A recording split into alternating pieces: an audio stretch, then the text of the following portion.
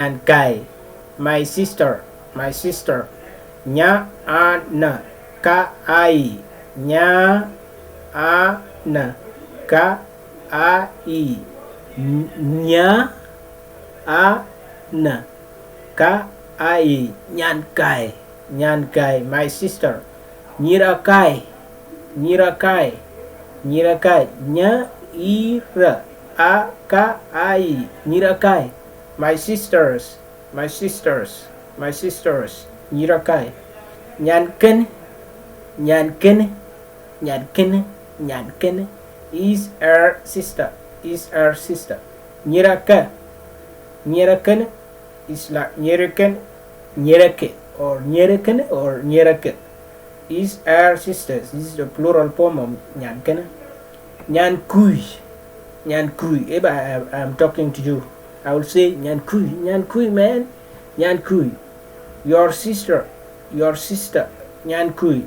Nyankui achayok war call su. I get your sister yesterday in the market. Nyankui achayok war call su, like Nyankui, your sister. Nyir aku, you say Nyirakui or Nyiraku, or Nyirakui.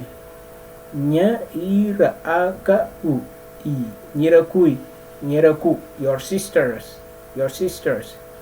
Nyankaida, nya ka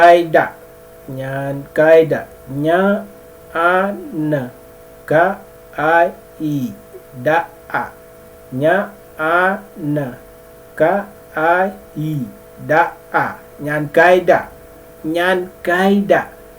Our sister, Nyankaida. Nyirakwa, nyir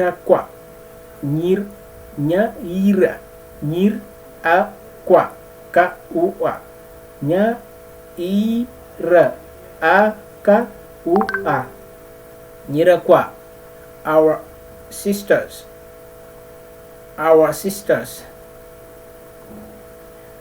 Walan, wa a la an, Walan, uncle, Newach, auntie. Nya wa Asha, Newach, that is Newach means sister of your father is Newach. Auntie. Walan, this brother to your father, uncle.